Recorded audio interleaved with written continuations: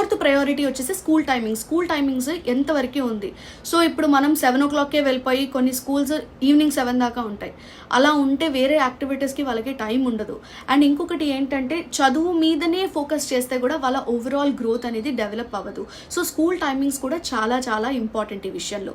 So 5th criteria వచ్చేసి ఏంటంటే మనకి పిల్లలు మీరు ఓన్లీ చదువుకుంటే చాలా, మ్యాథ్స్ ఫిజిక్స్ కెమిస్ట్రీ ఉంటే చాలా, లేకపోతే ఓవరాల్ గ్రోత్ ఉండాలా, వేరే యాక్టివిటీస్ మీద కూడా కొంచెము ఫోకస్ ఉండాలి, లేకపోతే కొంచెం నాలెడ్జ్ కావాలి అని అనుకుంటున్నారా అనేది కూడా మీరు ఆలోచించుకోవాలి. ఎందుకంటే ఇప్పుడు ఎక్స్ట్రోవర్ట్ ఉన్న పిల్లోని తీసుకెళ్ళి 4 గోడల మధ్యలో మ్యాథ్స్ ఫిజిక్స్ కెమిస్ట్రీ అదే చదివిస్తూ కూర్చోబెడితే వాడికి ఉన్న ఎక్స్ట్రోవర్ట్ స్కిల్ కూడా చచ్చిపోతుంది యాక్చువల్గా చెప్పాలి అంటే. అలా కాకుండా సో కొంచెం యాక్టివిటీస్లో వెళ్తే సో వాళ్ళకి కూడా ఏంటంటే కొంచెం డెవలప్మెంట్ అవుతుంది, వాళ్ళు ఇంకా హుషారుగా ఉంటారు అండ్ అదర్ థింగ్స్ మీద కూడా చాలా ఫోకస్ చేయగలుగుతారనమాట.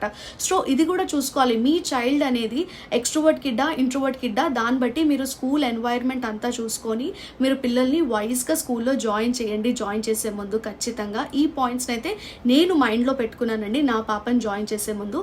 మీరు కూడా మీకు హెల్ప్ అవుతుందని చెప్పేసి నేను ఈ వీడియో చేస్తున్నాను.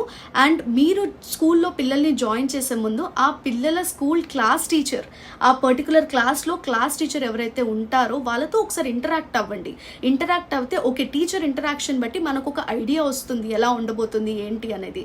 సో మనకి చెప్పేది స్కూల్ కాదు, అల్టిమేట్గా మన పిల్లలు డీల్ చేసేది క్లాస్ టీచర్స్తో, కాబట్టి క్లాస్ టీచర్తో ఇంటరాక్ట్ అవ్వండి. సో దట్స్ ఆల్ అండి. మీకు ఈ వీడియో హెల్ప్ అవుతుందని అనుకుంటున్నాను. మామ్ అండ్ డాటర్ కంటెంట్ కోసం నా పేజ్ని ఫాలో చేయండి.